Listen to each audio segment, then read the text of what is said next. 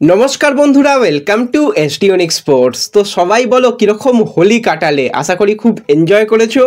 तो आमी किरकम होली काटिয়েছি সেটা কিন্তু একটু দেখে নাও। তো চলো আজকের আমরা ভিডিওতে কথা বলবো বেশ কিছু ফুটবল আপডেট নিয়ে, যেখানে সুপার কাপ আর কিছুদিন বাদে শুরু হবে। তো সেই সুপার কাপ নিয়ে বেশ কিছু আপডেট তোমাদের শেয়ার করে দেব। অস্কার সুপার কাপ নিয়ে কি প্ল্যানিং করছে সেটা তোমাদের জানাবো। ইস্ট বেঙ্গল, মোহনবাগান বা মোহামেডানের প্রতিপক্ষ দল কারা হতে চলেছে সেগুলো নিয়ে আপডেট দেওয়ার সাথে সাথে জাতীয় দল নিয়েও কিন্তু আমরা কথা বলে নেব এই ভিডিওতে। তার আগে একটাই রিকোয়েস্ট, চ্যানেলে যারা প্রথমবারের জন্য এসেছো মনে করে চ্যানেলটাকে সাবস্ক্রাইব করে নাও, তাহলে তোমাদের প্রিয় দলের খেলার সমস্ত আপডেট তোমরা এখানে পেয়ে যাবে। তো চলো আর দেরি না করে ভিডিও শুরু করা যাক।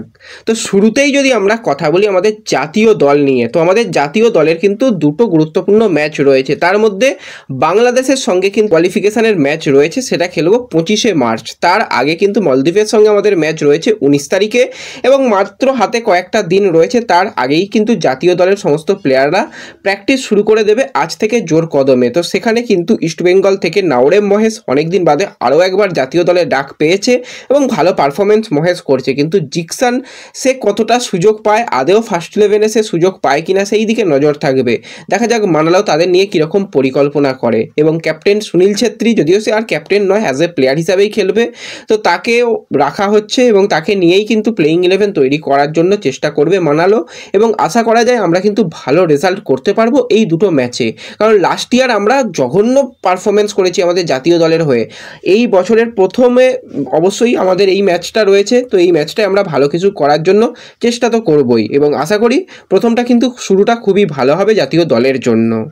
তো এর সাথে সাথে যদি আমরা একটুখানি সুপার কাপ নিয়ে কথা বলি, তো সুপার কাপ কিন্তু শুরু হবে তোমরা সকলেই জানো এপ্রিলে।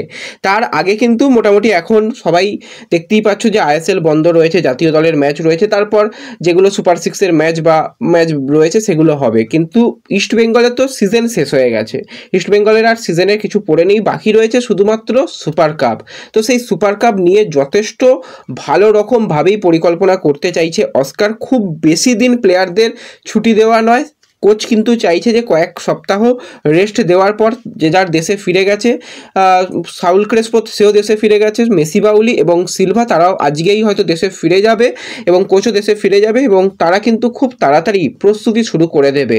শোনা যাচ্ছে যেটা যে মার্চের একদম শেষের দিকে 27-28 তারিখ করেই কিন্তু প্রস্তুতি শুরু করে দেবে ইস্টবেঙ্গল সুপার কাপের জন্য। এটা কিন্তু ভালো সিদ্ধান্ত বলাই যায়, এবং লাস্ট সুপার কাপই পড়ে রয়েছে। সুপার কাপকে যদি ধরে রাখতে হয় তো অবশ্যই ইস্টবেঙ্গলকে অনেক অনেক ভালো পারফরমেন্স করতে হবে। চোট আঘাত অনেক সমস্যা পুরো সিজনটা গেছে, তো শেষটা যদি ভালো করতে পারে তাহলে কিন্তু অনেকটাই ভালো হবে আবারও। তো দেখা যাক সেরকম কি হয় না হয়, সেই দিকে অবশ্যই পরে আমাদের নজর থাকবে।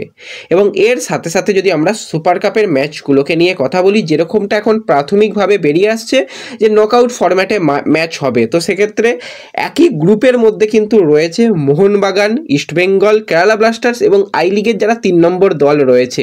তো মোহনবাগান কিন্তু খেলবে আই লিগের যারা 3 নম্বর পজিশনের দল রয়েছে তাদের সঙ্গে ম্যাচ, তাদের সঙ্গে ম্যাচ জিতলে কিন্তু তারা পরবর্তী রাউন্ডে যাবে। এবং ইস্টবেঙ্গল খেলবে কেরালার সঙ্গে জিতলে পরবর্তী রাউন্ডে যাবে। এবং নর্থ ইস্টের সঙ্গে কিন্তু মোহামেডান রয়েছে, যারা জিতবে তারা কিন্তু পরবর্তী রাউন্ডে যাবে টপ 8-এর মধ্যে। তো এটাই কিন্তু রয়েছে ফিক্সচার। তো পরবর্তী সময় একদম অফিসিয়াল ফিক্সচার এসে গেলে তোমাদের সেটা অবশ্যই জানিয়ে দেব। এবং অবশ্যই ইস্টবেঙ্গল এবং কেরালা ব্লাস্টার্স দুটো দলই কিন্তু এবছরে শেষের দিকেই শেষ করেছে। 8 নম্বর পজিশনে কেরালা শেষ করেছে, 9 নম্বর পজিশনে ইস্টবেঙ্গল শেষ করেছে। তো অবশ্যই এই যে নকআউট ম্যাচটা ইস্টবেঙ্গলের জন্য মাস্ট উইন ম্যাচ হবে। এবং যদি আমরা এই সিজন নিয়ে কথা বলি, কেরালা এবং ইস্টবেঙ্গল যখন কেরালাতে মুখোমুখি হয়েছিল সেখানে কেরালা কিন্তু 2-1 গোলে জিতেছিল, এবং ইস্টবেঙ্গল যখন তাদের ঘরের মাঠে খেলেছিল তখন কিন্তু ইস্টবেঙ্গল 2-1 গোলে জিতেছিল। তো ওভারঅল কিন্তু এই বছরে দুটো দলই কিন্তু সমানই রয়েছে বলাই যায়, শুধুমাত্র পয়েন্টের 1 পয়েন্টের তফাৎ কেরালার রয়েছে। তো অবশ্যই কেরালা কিন্তু প্রতিপক্ষ হতে চলেছে, এবং ইস্টবেঙ্গলকে এই ম্যাচটা জিততেই হবে, তবে কিন্তু পরবর্তী রাউন্ডে যেতে পারবে। এবং মোহনবাগানও যদি পরবর্তী রাউন্ডে যেতে হয় টপ 8-এর মধ্যে, সেক্ষেত্রে আই লিগের 3 নম্বর যে দল রয়েছে তাকে মোহনবাগানকে হারাতে হবে, তাহলে কিন্তু আমরা আরও একবার নকআউট পর্বে ডার্বি দেখতে পাবো। সেটা দেখার সম্ভাবনা অনেক অংশই রয়েছে। তো ব্যাস এই ভিডিওতে এটুকুই আলোচনা করার ছিল। ভিডিও ভালো লাগলে সকলে একটু লাইক শেয়ার করে দিও, চ্যানেলে প্রথমবারের জন্য এলে চ্যানেল সাবস্ক্রাইব করে নিও। তো দেখা হবে পরবর্তী ভিডিওতে, ধন্যবাদ।